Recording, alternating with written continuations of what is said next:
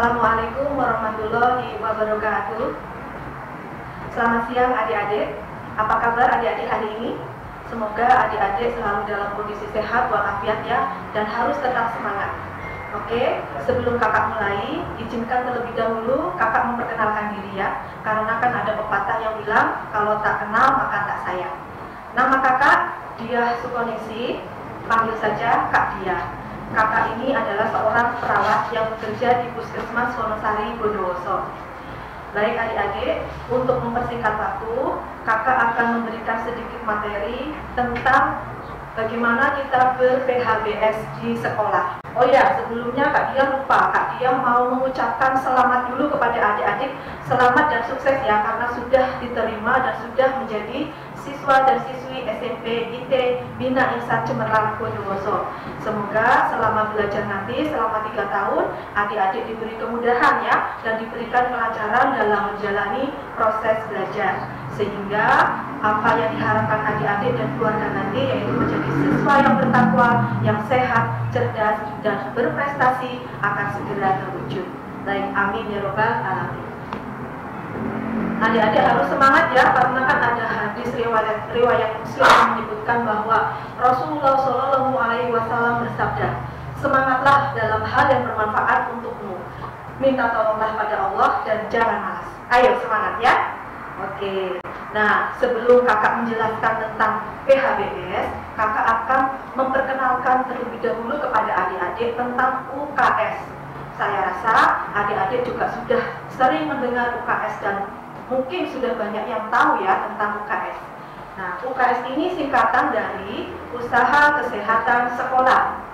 Pengertiannya apa kakak? Nah, pengertiannya adalah upaya membina dan mengembangkan kebiasaan hidup sehat yang dilakukan secara terpadu ya. Jadi secara terpadu antara program pendidikan dan pelayanan kesehatan di sekolah. Ada 3 sasaran adik-adik, sasaran primer, sasaran sekunder, dan sasaran tersier. Sasaran primer siapa? Sasaran primer adalah adik-adik semua, yaitu peserta didik. Sasaran sekunder siapa? Yaitu bapak dan ibu guru. Ada juga pengelola pendidikan, pengelola kesehatan, juga mungkin ada tim pembina UKS di setiap kecamatan. Kemudian untuk sasaran tersiernya adalah lembaga pendidikan itu sendiri. Nah, ini dek sasaran primer ya. Sasaran primernya adalah siswa dan siswi. Ini waktu itu Kak Diah sedang memberikan penyuluhan kesehatan bersama tim, bersama teman-teman Kak Diah yang ada di Puskesmas Wonosari, berkunjung ke SMP IT. Ini ada di salah satu ruangan sekolah adik-adik yang baru ini. Nah, sasaran berikutnya, contoh gambarnya adalah ini sasaran sekunder. Kak Diah ini sedang memberikan sedikit pembinaan tentang masalah UKS dan ruang UKS, pelaksanaannya bagaimana ke ibu guru, ke ustadzah. Nanti PR ya, coba ini bu ustadzah siapa namanya ya, dicari tahu ya. Nah, tujuannya apa sih UKS itu Kak Diah? Nah, ini tujuannya adalah untuk meningkatkan kemampuan hidup sehat peserta didik dalam lingkungan sekolah yang sehat. Harapannya apa? Supaya peserta didik dapat tumbuh dan berkembang secara harmonis dan optimal, sehingga menghasilkan sumber daya manusia yang berkualitas, mandiri, dan berakhlak mulia. Pelaksanaannya dengan apa kakak? Dengan trias UKS. Sudah pernah dengar adik-adik tentang trias UKS? Saya rasa waktu di SD dulu adik-adik pernah dengar ya, atau mungkin sudah pernah ada pajangan atau mungkin poster tentang trias UKS, atau mungkin adik-adik ini sudah ada yang pernah menjadi kader TV saja di tingkat sekolah dasar. Nah, ini dia trias UKS ada 3, namanya saja trias ya, berarti tri 3. 1 pendidikan kesehatan, yang kedua pelayanan kesehatan, yang ketiga pembinaan lingkungan sekolah yang sehat. Kegiatannya apa kakak? Nah, ini ya kakak jelaskan. Untuk pendidikan kesehatan itu misalnya kegiatan intrakurikuler dan ekstrakurikuler. Ada juga muatan lokal. Misalnya itu ya pramuka, atau mungkin ada kegiatan palang merah remaja ya. Kemudian ada juga masa orientasi siswa atau MOS. Nah, kalau sekarang sudah diganti namanya ya menjadi MPLS seperti kegiatan kita saat ini, masa pengenalan lingkungan sekolah. Nah, kemudian yang kedua apa? Trias yang kedua adalah pelayanan kesehatan. Ini banyak sekali kegiatannya ya. Jadi untuk kegiatan pelayanan kesehatan ini dapat dilakukan mandiri oleh sekolah, jadi oleh bapak, ibu guru, ustadz, ustadzah, dan juga bersama adik-adik sendiri, baik adik-adik siswa maupun dari kader kesehatan remaja atau KKR-nya. Dan dapat juga bekerja sama dengan dinas terkait atau misalnya dengan kami Puskesmas ya. Alhamdulillah SMP IT Bina Insan Cemerlang Bondowoso ini sudah menjalin kerjasama dengan Puskesmas Wonosari sudah dari sejak berdirinya ya. Nah, misalnya apa? Kegiatannya ini ada 4, dibagi menjadi 4 ya adik-adik.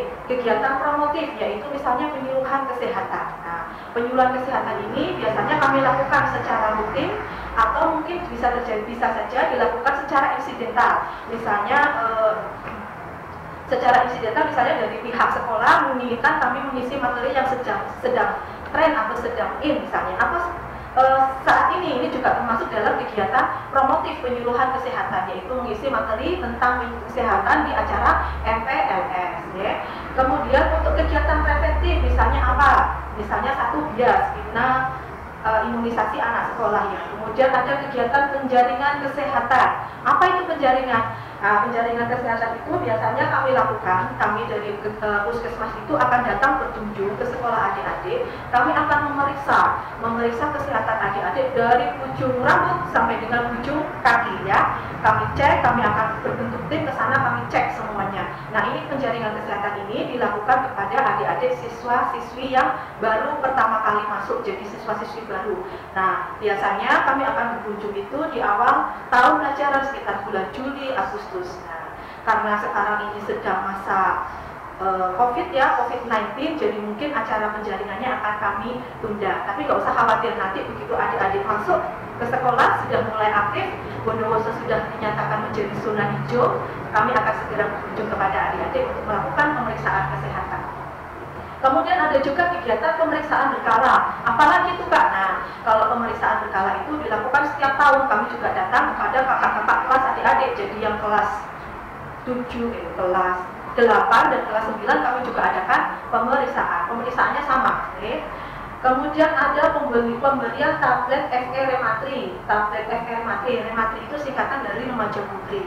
Jadi ini adalah hal baru ya, khususnya nanti untuk adik-adik remaja putri, siswi, para siswi ya. Kalau mungkin di SD dulu adik-adik belum mendapatkan tablet FE, nah sekarang adik-adik di tingkat SMP ini akan memulai untuk mendapatkan tablet FE, tablet zat besi. Diminumnya nanti biasanya adalah 1 minggu 1 kali, jadi 1 bulan itu adalah 4 kali minum. Minumnya biasanya secara bersama-sama. Okay? Kemudian kegiatan ketiga adalah kegiatan kuratif, pengobatan sederhana. Apa bisa di sekolah? Bisa. Adik-adik di SMP IT juga sudah mempunyai ruang UKS. Dan kakak melihat ruang UKS juga sudah berjalan. Jadi kalau misalnya ada siswa-siswi yang sakit ketika jam pelajaran, maka akan diberikan istirahat atau perawatan di ruang UKS ya, di ruang UKS. Jadi siapa yang merawat? Nah, nanti itu adalah kader kesehatan remaja, KKR-nya bersama bapak, ibu atau ustadznya ya. Kemudian gimana dong kalau misalnya sudah dirawat di ruang UKS tapi nggak sembuh ya, kok malah tambah parah ya? Nah, nanti bisa dilakukan ini rehabilitatif, yaitu rujukan. Bisa dibawa nanti ke puskesmas atau mungkin dibawa ke rumah sakit ya. Nah, siapa nanti mungkin sudah ada yang berminat mau jadi kader kesehatan remaja, ya bisa nanti setelah masuk adik-adik daftar kepada ustadz-ustadzanya untuk menjadi kader kesehatan remaja ya. Nah, kegiatan kreasi ketiga apa? Kegiatan kreasi ketiga adalah pembinaan lingkungan sekolah sehat. Nah, ini berkaitan dengan lingkungan ya, jadi ada sanitasi dan higien. Kemudian ada pengawasan kantin ya. Pemanfaatan pekarangan sekolah misalnya untuk menanam tanaman toga, tanaman obat keluarga. Ada juga KTR, kawasan tanpa rokok ya. Kemudian ada juga kegiatan pencegahan kekerasan ya, tamuran atau apalagi sekarang mungkin beberapa kasus marak terjadi pornografi pada anak sekolah. Nah, ini tadi kakak sudah jelaskan ya tentang tablet tambah darah, TTD, nama kerennya TTD. Ini biasanya kalau di SMP IT, setahu kakak, nanti kader kesehatan remajanya yang akan membantu ustadz dan ustadzanya untuk membagikan TTD ini kepada remaja putri. Jadi akan dibagikan 1 minggu 1 kali ya. Ada efek sampingnya enggak Kak? Oh enggak ada, selama adik-adik itu minum sesuai dengan petunjuknya, yaitu sesudah makan ya. Nah, nanti ada video yang bisa disimak, jadi adik-adik bisa lebih memahami lagi. Nah, mengapa sih program penanggulangan anemia pemberian TTD pada remaja putri ini penting? Nah, sebabnya ini ada 4. Karena nomor 1, anemia pada remaja putri itu masih tinggi. Yang kedua, adanya pernikahan usia dini. Nah, ini masih banyak terjadi ya, Dek ya, jangan salah ya. Kemudian konsumsi zat gizi mikro atau zat gizinya itu masih rendah ya. Kemudian yang paling penting adalah adik-adik remaja putri ini adalah calon ibu hamil. Itulah 4 hal yang mengapa program penanggulangan anemia pada remaja putri ini menjadi penting. Kenapa sih ya Kak ya kok pada remaja putri sering terjadi anemia? Nah, ini coba sekarang habis ini adik-adik harus jujur ya. Kira-kira ada nggak nih faktor ini? Pada umumnya masyarakat Indonesia itu lebih banyak mengkonsumsi makanan nabati dibandingkan hewani. Nah, ya, lebih banyak mengkonsumsi nabati.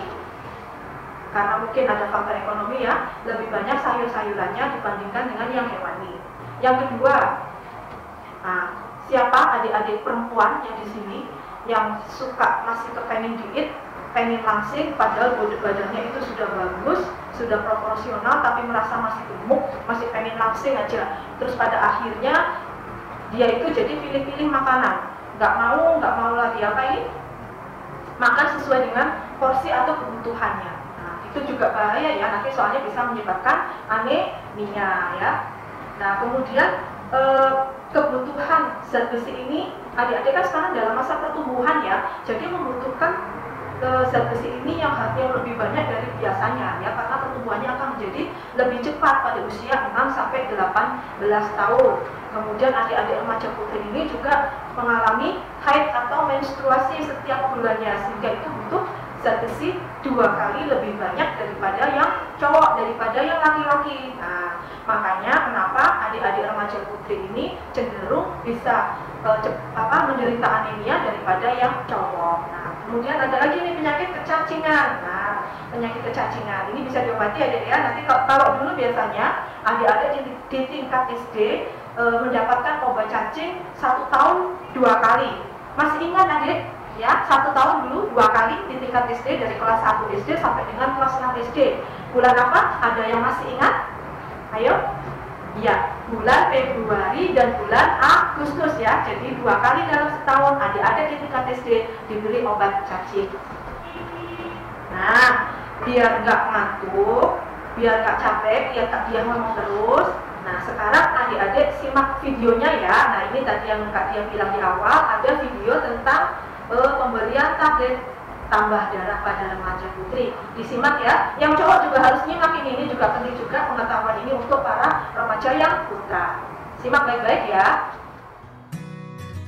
Hai, sebagai remaja kita pasti punya banyak kegiatan. Nah, supaya kita bisa tetap sehat berprestasi tanpa anemia, yuk kita cari tahu infonya. Pertama, anemia itu apa sih? Anemia adalah kondisi di mana kadar hemoglobin dalam sel darah merah lebih rendah dari normal. Di dalam sel darah merah, hemoglobin ini yang bertugas untuk mengikat oksigen dan membawanya ke seluruh tubuh. Coba bandingkan 2 gambar ini. Kalau kita tidak anemia, sel tubuh kita mendapat cukup oksigen. Tapi kalau kita anemia, hemoglobin kita rendah, sehingga sel darah merah kita hanya bisa membawa sedikit oksigen. Akibatnya, tubuh kita kekurangan oksigen. Makanya, kita merasa lemas dan gampang capek. Gejala anemia yang paling umum adalah 5L, yaitu lemah, letih, lesu, lelah, dan lalai. Selain itu, kita akan merasa pusing dan berkunang-kunang, ngantuk dan sulit konsentrasi. Kalian ada yang pernah mengalami gejala ini nggak? Nah, kalau kondisi tadi dibiarkan, maka akibatnya adalah seperti di gambar ini.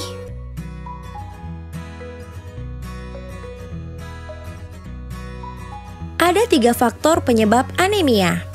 Pertama, asupan gizi yang kurang, terutama zat besi. Kedua, kehilangan darah karena menstruasi juga karena kecacingan. Ketiga, penyakit yang diturunkan, misalnya talasemia, di mana pembentukan hemoglobin di dalam tubuh terganggu. Dan dari ketiganya, kekurangan asupan zat besi adalah penyebab utama anemia di Indonesia. Coba bandingkan dua informasi ini, mana yang benar? Pertama, banyak kegiatan dan rasa capek menyebabkan anemia. Atau yang kedua, anemia menyebabkan kita mudah capek sehingga kegiatan terganggu. Ya, yang benar adalah pernyataan yang kedua. Jadi jangan tertukar ya. Berikutnya, apakah remaja putri berisiko mengalami anemia? Ya, karena pertama, kita sedang mengalami pubertas dan kita tumbuh dengan sangat cepat. Untuk itu, kebutuhan zat gizi kita meningkat, terutama zat besi. Sayangnya, dengan kebiasaan makan sekarang ini, asupan zat besi kita masih rendah. Penyebab ketiga adalah hilangnya darah setiap bulan saat kita menstruasi. Anemia bisa dicegah nggak? Bisa. Ada dua cara utama. Pertama, makan makanan kaya zat besi, baik dari pangan hewani maupun nabati. Cara kedua, minum tablet tambah darah atau TTD 1 kali seminggu. Jangan lupa, kedua cara ini sama-sama penting ya. Supaya TTD memberikan hasil yang optimal, ada aturan minumnya loh. TTD harus diminum sekali seminggu di hari yang sama dengan air putih. Dan ingat, jangan minum TTD bersama teh, susu, atau kopi. Mengapa? Karena minuman tersebut membuat jumlah zat besi yang bisa diserap tubuh kita berkurang. Sayang kan? Beberapa remaja putri punya pertanyaan berikut ini. Disimak ya, karena mungkin ini adalah pertanyaanmu juga.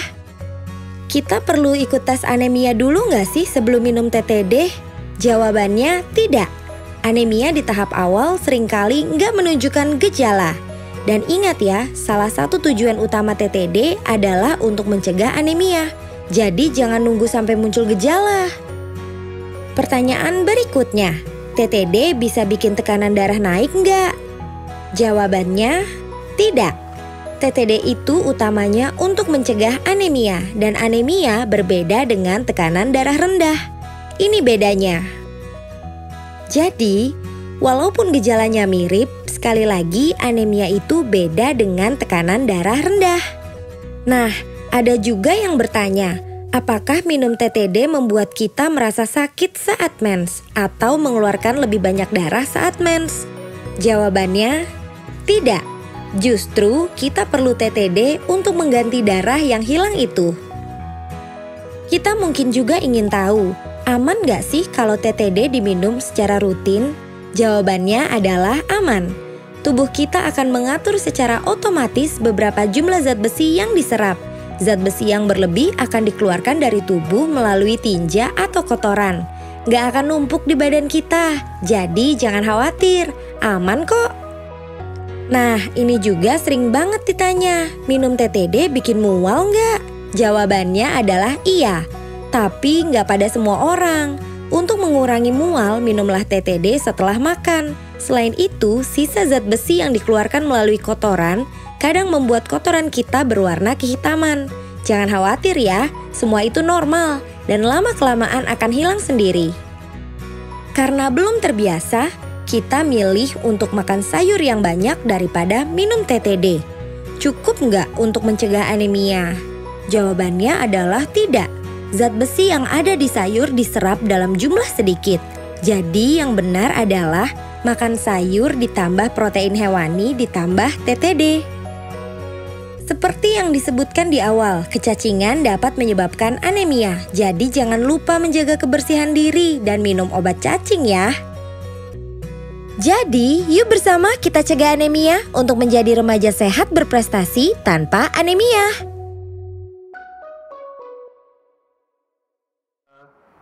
Ya, sudah lihat ya, menarik ya videonya ya. Nah, habis ini kakak harap nanti adik-adik nggak boleh malas minum tablet tambah darahnya. Oke, lanjut materi yang kedua yaitu tentang PHBS. Apa sih itu PHBS? PHBS adalah perilaku hidup bersih dan sehat ya. Ini adalah upaya untuk memberdayakan siswa, kemudian guru, dan masyarakat di lingkungan sekolah agar tahu, yang pertama. Yang kedua, agar mau. Dan yang ketiga, agar mampu. Tahu, mau, dan mampu mempraktikkan PHBS dan berperan aktif dalam mewujudkan sekolah sehat. Tujuannya apa? Nah, tujuannya pertama adalah meningkatkan pengetahuan ya dari bagi siswa, guru, dan masyarakat lingkungan sekolah. Kalau pengetahuannya sudah meningkat, nah nanti diharapkan mampu berperan serta secara aktif ya untuk mewujudkan PHBS di sekolah. Kalau sudah berperan aktif, harapannya nanti bisa memandirikan ya. Jadi setiap siswa, guru, dan masyarakat lingkungan sekolah harus bisa mandiri melaksanakan PHBS. Sudah nggak lagi disuruh-suruh, jadi sudah atas keinginannya sendiri. Manfaatnya apa? Nah ini manfaatnya bagi siswa adalah meningkatkan kesehatan ya. Jadi biar nggak mudah, nggak gampang sakit, supaya semangat belajarnya meningkat. Kalau semangat belajarnya meningkat, otomatis kan nanti produktivitas belajarnya juga akan baik, akan meningkat. Nah kalau sudah sehat semua, nggak gampang sakit kan akhirnya setiap hari juga masuk sekolah kecuali hari libur ya. Jadi angka absensinya juga akan menurun. Nah, untuk warga sekolah apa? Warga sekolah adalah untuk meningkatkan semangatnya belajar siswa ini akan berdampak positif ya pada pencapaian target dan tujuan dari sekolah itu. Kemudian untuk orang tua juga alhamdulillah bisa menurunkan biaya kesehatan karena adik-adik semuanya sehat, ya perlu harus ke sarana kesehatan untuk berobat. Dan yang ketiga adalah meningkatkan citra sekolah yang positif. Oh, pelajar SMP semuanya sehat-sehat, gak ada yang sakit-sakitan, semuanya cerdas-cerdas, pinter-pinter ya, berprestasi. Nah, itu yang nanti harapannya setelah melaksanakan PHBS. Nah, kakak cerita dulu sebentar. SMP IT Bina Ihsan Cemerlang Bondowoso itu juga sudah berprestasi dalam hal PHBS karena pada bulan Maret 2019 SMP IT Bina Ihsan Cemerlang itu mewakili Kecamatan Wonosari untuk mengikuti lomba PHBS di tingkat Kabupaten Bondowoso. Meskipun belum mendapatkan juara pertama, tetapi ini adalah sudah prestasi yang luar biasa yang perlu kita acungi jempol. Tepuk tangan dulu boleh untuk teman-teman dari kakak-kakak SMP IT ya, ini yang sudah sangat berprestasi. Oke, nah ini sayangnya Kak Dia cari video yang tentang gambar ini entah kemana, videonya tersesat ya. Ini adalah gambar tentang kakak-kakak kelas adik-adik ini dalam acara penyambutan Dewan Juri. Kak Dia itu sama teman-teman itu sampai merinding ya melihat atraksi yang disuguhkan yang ditampilkan oleh kakak-kakak kelas adik-adik ini. Sangat luar biasa ya. Dewan Juri pun juga terkesima, adik-adik SMP IT itu bisa kompak dalam menyanyikan sebuah yel-yel tentang PHBS dan dalam menarikkan berbagai macam gerakan atau atraksi itu dengan baik dan sempurna ya. Nah ini ya, ketika sudah selesai penilaian, indikatornya apa aja? Indikatornya itu ada 8. 1, 2, 3, 4, 5, 6, 7, 8. Cuci tangan dengan air mengalir dengan sabun, konsumsi jajanan sehat, menggunakan jaman sehat, olahraga secara teratur dan terukur, memberantas jentik nyamuk, tidak merokok di sekolah, menimbang berat badan dan mengukur tinggi badan setiap bulan, kemudian membuang sampah pada tempat sampah yang terpilah. Nah, cuci tangan pakai sabun. Nah, untuk mengingatkan kembali gerakannya, kita simak videonya ya.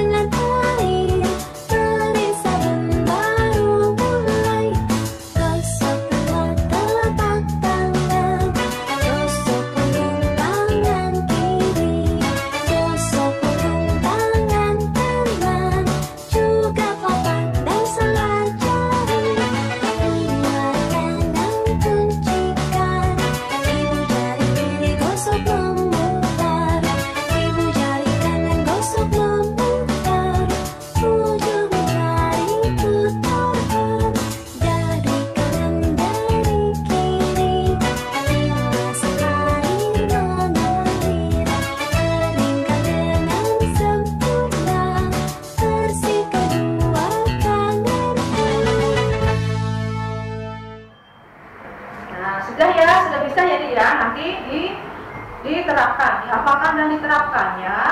Nah, ada lagi nih jajanan sehat. Kenapa kita harus jajan sehat dan disarankan untuk jajan di kantin sekolah ya?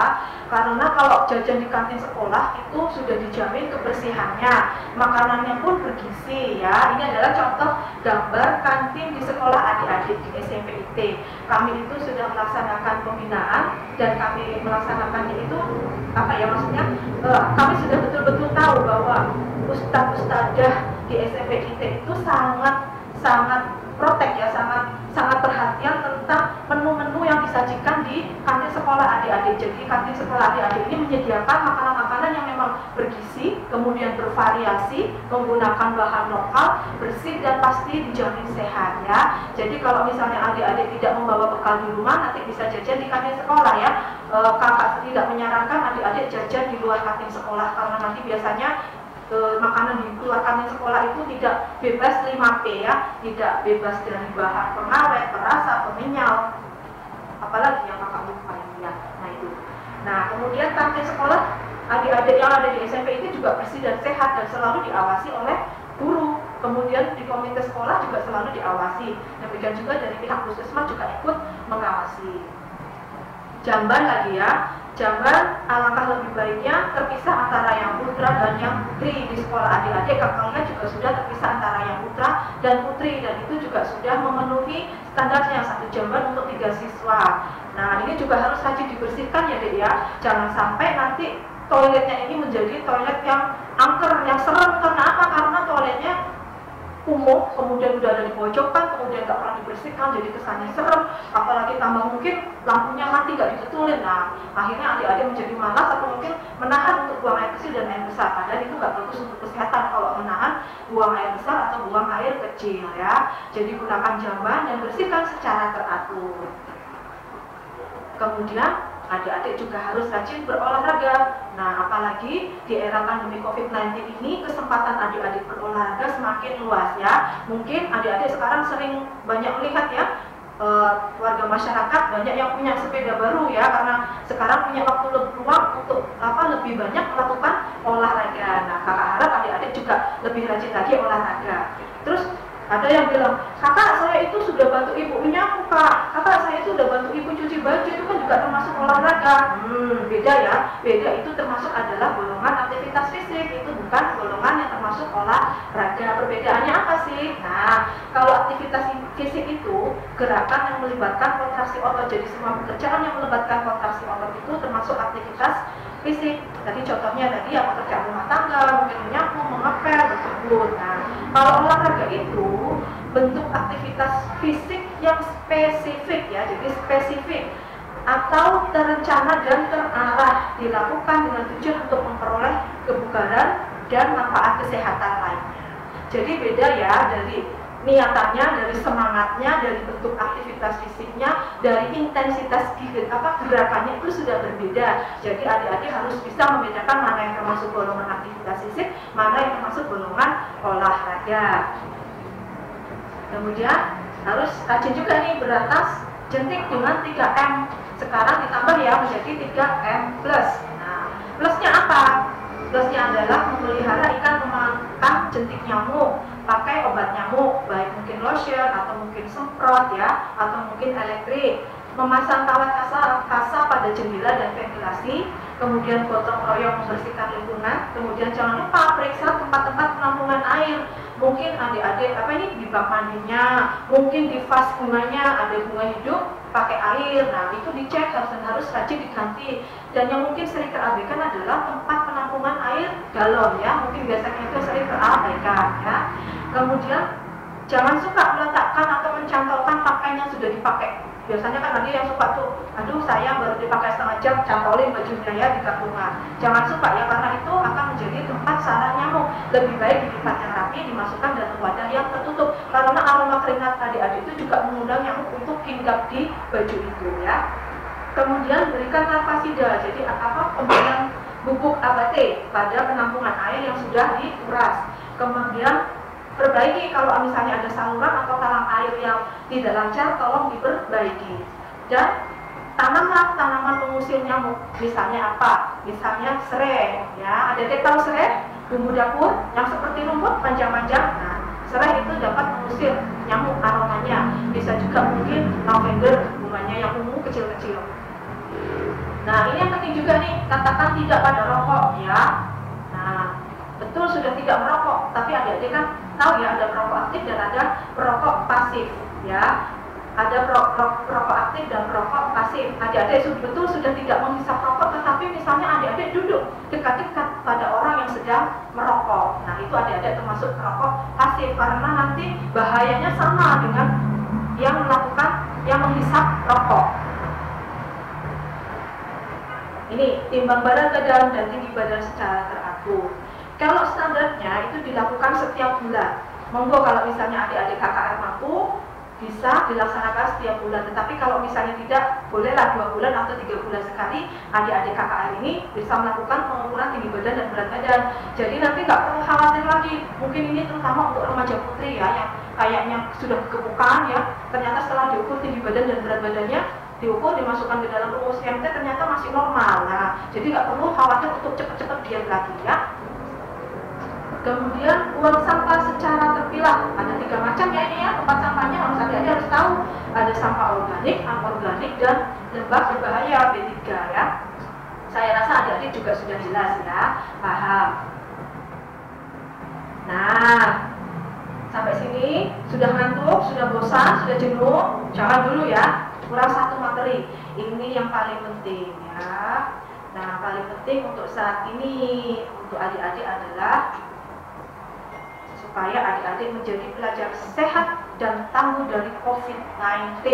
Nah, saya rasa adik-adik juga sudah banyak tahu ya, banyak informasi yang sudah didapatkan adik-adik mungkin dari televisi atau mungkin dari koran ya, atau mungkin adik-adik googling sendiri yang lihat dari HP-nya itu ya tentang COVID-19. Apa sih itu COVID-19?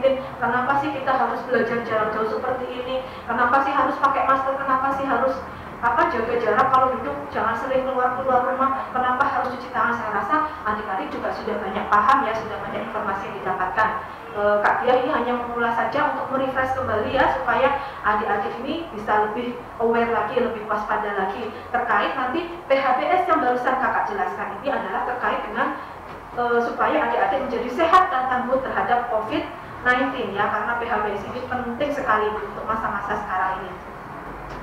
Nah, cerita di awal ini kalau penyebabnya infeksi saluran nafas ini ada 2. Biasanya ada dari virus dan dari bakteri. Nah, sekarang yang sedang trending nih, sedang in adalah yang dari virus, yaitu coronavirus ya. Nah, informasi awalnya dari sudah tahu ya, dulu ada di Wuhan 31 Desember 2019. Awalnya terdeteksi di pasar hewan yang ada di Guanan Seafood Wholesale Market. Nah, ini perjalanan COVID-19 ya dari 31 Desember 2019 yang ketemu 27 orang di Wuhan sampai dengan 30 Januari 2020 ditetapkan sebagai darurat global oleh WHO. Nah, ini gambarnya ya, adik-adik kayaknya udah tahu deh gambar virus corona seperti apa. Bahkan sudah ada di diplesetin lagi ya, kayak ada yang jualan itu bakso corona ya. Jadi bentuk baksonya itu mirip dengan virus corona. Ada yang sudah pernah makan atau pernah coba atau pernah lihat ya? Nah, ini awal penularannya kemungkinan itu dicurigai adalah dari hewan kelelawar yang menginfeksi. Nah, kalau SARS itu ke hewan apa ya, buah, kemudian MERS ke unta. Nah, untuk COVID-19 ini dari kelelawar itu menginfeksi kemana?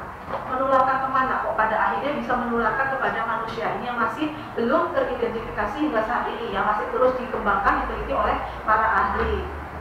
Nah, penularannya dari manusia ke manusia itu melalui apa? Melalui droplet saluran pernafasan. Jadi kalau misalnya adik-adik batuk atau mungkin bersin atau berbicara, kan sukanya kalau bersin atau batuk ada sesuatu yang muncrat dari dalam mulut atau dari dalam hidung. Apalagi kalau bersinnya keras sekali, otomatis yang muncrat itu banyak dan lebih kencang dan mungkin jatuhnya akan lebih jauh jaraknya ya. Itu yang namanya droplet saluran pernafasan. Nah, atau mungkin bisa jadi penularannya adalah melalui kontak dengan benda atau permukaan yang terkontaminasi.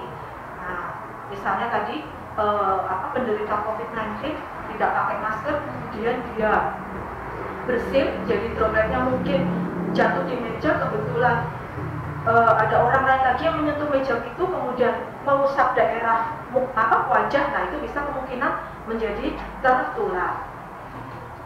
Gejalanya apa? Nah, gejala utamanya adalah demam. Demamnya ini spesifik ya, biasanya panas banget, badannya panas banget, itu sampai kalau diukur 38 derajat Celcius atau lebih. Kemudian ada batuk, ada pilek, ada nyeri tenggorokan, sakit buat menelan, badannya itu lemes, letih, lesu, pokoknya nggak enak, atau mungkin parah lagi adalah bisa mengalami sesak nafas. Nah, masa inkubasinya adalah 5-14 hari. Masa inkubasi adalah masa dari virus itu masuk ke tubuh sampai dengan dia mengeluarkan gejala. Nah, pada 14 hari terakhir sebelum gejala ini biasanya memiliki riwayat apa? Biasanya memiliki riwayat perjalanan ke luar negeri, atau mungkin di dalam negeri ke daerah yang melaporkan adanya transmisi lokal, atau mungkin ada yang memang sudah pernah kontak dengan kasus COVID-19 ini. Harus hati-hati ya, biasanya harus tanya dulu pernah mungkin kontak dengan yang bergejala, atau mungkin pernah kontak melakukan perjalanan ke luar wilayah. Nah, ini harus dicek dulu ya di laboratorium. Sekarang di rumah sakit juga sudah bisa melaksanakan, di puskesmas juga sudah bisa melaksanakan untuk pemeriksaan konfirmasi COVID-19. Kalau di puskesmas itu hanya bisa untuk rapid test saja ya, jadi diambil darahnya sedikit di salah satu ujung jari ini. Nah, nanti kalau misalnya ketemu reaktif, nanti biasanya akan dikirimkan ke rumah sakit untuk dilakukan pemeriksaan lebih lanjut, yaitu pemeriksaan swab tenggorokan. Vaksinasinya ada? Nggak ada, belum ada, masih dikembangkan. Nah, kalau sudah gitu apa? Nah, adik-adik itu harus tetap waspada, nggak boleh panik, selalu berperilaku hidup bersih dan sehat seperti yang sudah kakak jelaskan tadi di awal, itu kuncinya ya. Kemudian tetap menjaga daya tahan tubuh dan istirahat yang cukup.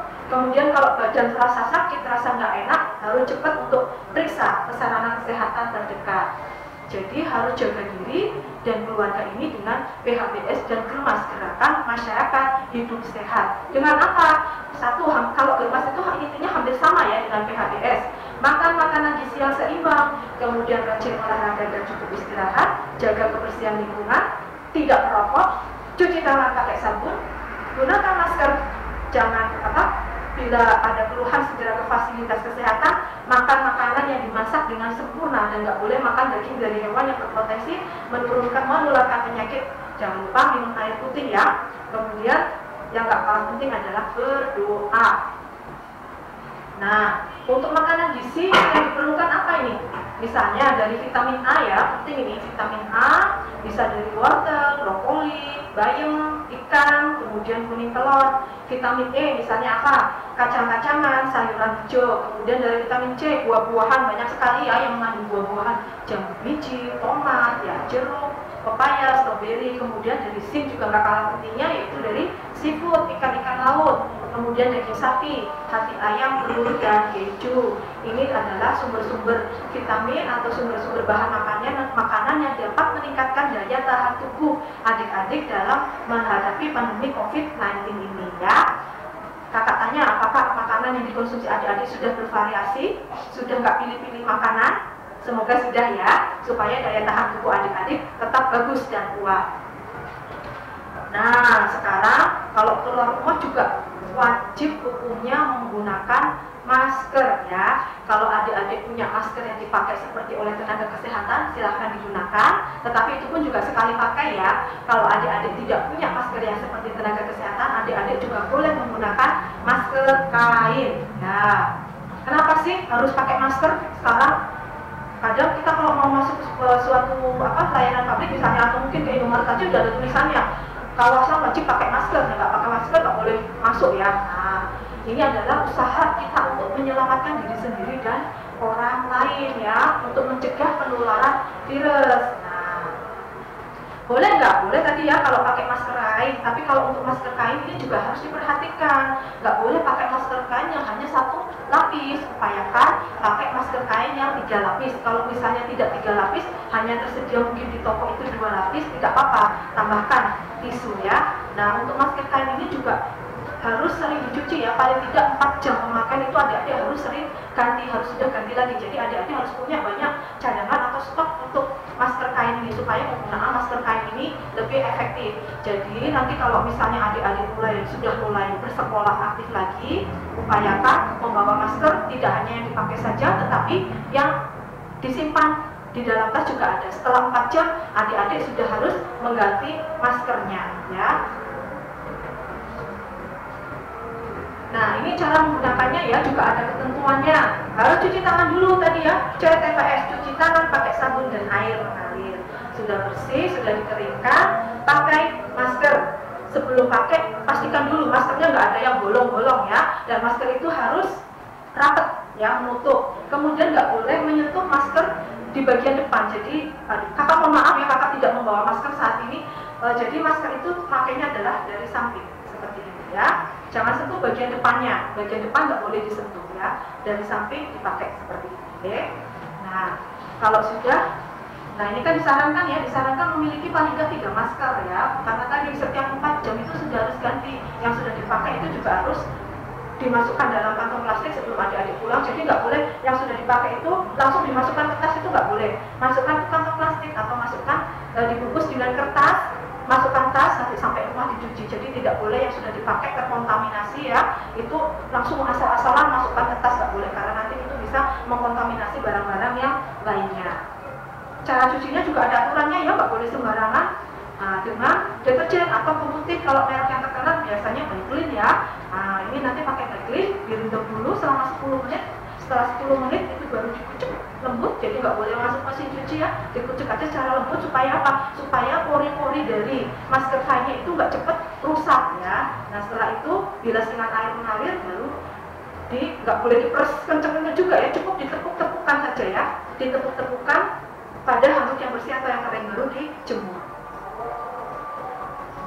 Nah, sekarang yang nggak kalah pentingnya setelah pakai masker itu adalah pembatasan fisik atau physical distancing. Adik-adik pernah dengar ya, dan paling sering dengar masalah ini, yaitu menjaga jarak fisik setidaknya 1,5 meter dari orang lain dan menghindari kerumunan ya, untuk mencegah penularan penyakit.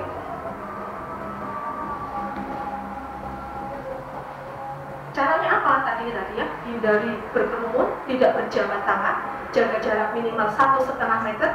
Kemudian sekarang seperti sekarang belajar bekerja itu dari rumah, pakai masker dan harus bila sakit atau berada di tempat umum. Jaga jarak bukan berarti nggak sayang ya, tetap sayang ya. Cuma kita harus jaga jarak secara fisiknya, secara hati tetap harus dekat ya. Nah, ini supaya apa? Untuk tetap sehat, menjaga orang tua, kakek, saudara ya. Nah, ini disinfektan ruangan. Nah, ini saya rasa nanti dari pihak sekolah juga akan melakukan disinfektan ruangan secara rutin ya. Nah, adik-adik juga bisa belajar nanti bagaimana sih cara membuat larutan disinfektan. Ini sudah kakak sampaikan di slide-nya, nanti silahkan dibaca sendiri ya. Jadi adik-adik hanya butuh air bersih dan cairan pembersih, bisa pemutih atau mungkin pembersih lantai, karbon, jenisnya macam-macam. Ini yang sudah direkomendasikan disinfektan yang bisa digunakan oleh Laboratorium Kesehatan Daerah Kabupaten Bondowoso. Ada mereknya, kemudian ada takarannya berapa yang harus diecerkan, sudah ada, nanti adik-adik bisa belajar sendiri. Nah, ini Pak Nadiem Makarim ya, back to school kata Pak Nadiem ya, tatap muka secara langsung tahun ajaran 2020-2021 di bulan Juli 2020. Syaratnya adalah yang pertama berada di zona hijau ya. Saat ini Kabupaten Bondowoso belum zona hijau ya, masih zona kuning. Tunggu sesaat lagi. Kalau sudah di zona hijau, adik-adik bisa kembali ke sekolah dan harus mendapatkan izin. Nanti ini yang mengurus adalah pihak sekolah ya. Adik-adik tinggal masuk saja. Nah, apa nanti kalau misalnya Bondowoso sudah ditetapkan menjadi zona hijau, apa yang harus adik-adik lakukan? Perjalanan adik-adik dari rumah menuju ke tempat sekolah ya. Nomor 1, pastikan kondisi adik-adik dalam kondisi yang sehat, tidak ada batuk, pilek, panas, sesak nafas, nyeri tenggorokan ya. Kalau ada gejala itu tetap tinggal di rumah, nggak boleh ke sekolah. Kemudian upayakan pakai baju lengan panjang. Kalau yang putri insya Allah sudah pakai baju lengan panjang ya. Yang putra mungkin bisa didobel lagi dengan jaket supaya lebih aman. Kemudian yang ketiga, wajib pakai masker dan harus sambung masker ya, bawa stok masker di tas. Kemudian keempat, tidak menggunakan transportasi umum. Seandainya menggunakan transportasi umum, nanti tetap ada jarak yang harus diatur. Di mana harus duduk, di mana yang harus dikosongkan. Kemudian harus jaga jarak minimal 1 meter. Nanti ruang kelas juga akan diatur sedemikian rupa bagaimana cara duduk untuk adik-adik. Kemudian tidak sering menyentuh bagian wajah ya, baik mata, mungkin hidung, pipi, mulut ya, tidak boleh sering menyentuh daerah wajah karena akan mempercepat proses penularan. Jelas ya adik-adik ya, itu adalah protokol perjalanan adik-adik dari rumah menuju ke sekolah. Nah, setelah di sekolah nanti adalah diharapkan adik-adik itu membawa bekal sendiri ya, karena adik-adik itu tidak diizinkan untuk berbagi makanan atau berbagi minuman ataupun pinjam-meminjam alat makan dengan temannya yang lain. Kemudian harus sering menggunakan cuci tangan pakai sabun CTPS, atau mungkin kalau misalnya tempat cuci tangannya terbatas atau mungkin jauh bisa diganti dengan hand sanitizer. Tetapi kalau hand sanitizer paling tidak 5 kali menggunakan hand sanitizer, adik-adik harus cepat cuci tangan lagi. Kemudian sebelum masuk ke ruangan masuk sekolah, adik-adik harus dicek suhunya. Suhu di atas 37,5 tidak diizinkan untuk bersekolah ya. Nah, kemudian tidak diizinkan untuk ikum ya. Biasanya adik-adik kalau masuk sekolah pagi-pagi ketemu ustadz-ustadznya kan ikum ya, cium tangan. Sekarang tidak diizinkan lagi.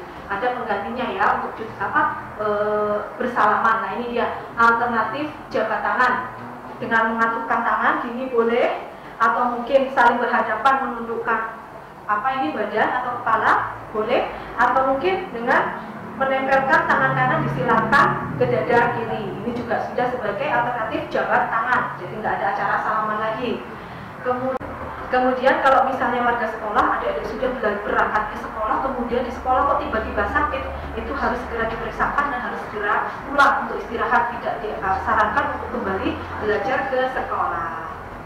Nah, sudah selesai sekolah, terus kalau sudah sampai di rumah, terus gimana dong? Nah, kalau sudah sampai di rumah, jangan buru-buru terus mau ikut ke mamanya, mau ikut ke papanya, atau mungkin mau cium adiknya, nggak boleh. Sekarang nggak boleh gitu dulu ya. Jadi harus pastikan dulu kita itu adik-adik itu bersih dulu ya.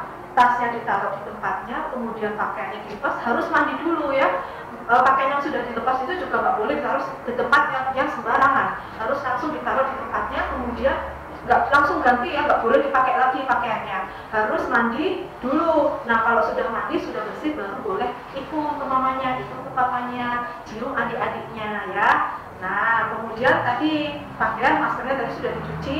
Kemudian kalau misalnya adik-adik mungkin bawa tas sekolah, mungkin bawa handphone atau mungkin peralatan sekolahnya perlu dibersihkan, bersihkan juga ya, menggunakan tadi larutan desinfektan yang sudah disampaikan di awal. Jadi adik-adik nanti bisa bikin larutan desinfektan, mungkin nanti tas sekolahnya perlu disemprot dulu pakai larutan desinfektan supaya memastikan bebas dari kuman ya. Jadi ketika nanti adik-adik sampai belajar mau buka kembali buku pelajarannya sudah bersih semua ya.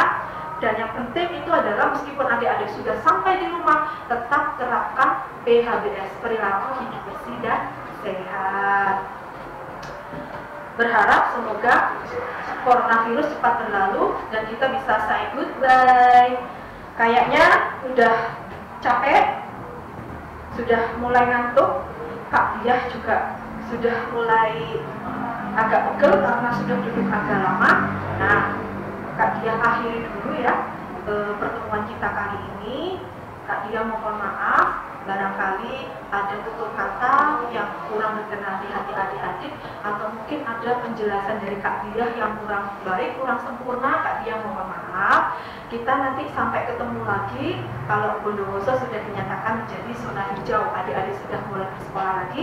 Kak Diah dan teman-teman dari Puskesmas Wonosari akan berkunjung ke sekolah adik-adik di SMPIT Bina Insan Cemerlang Bondowoso.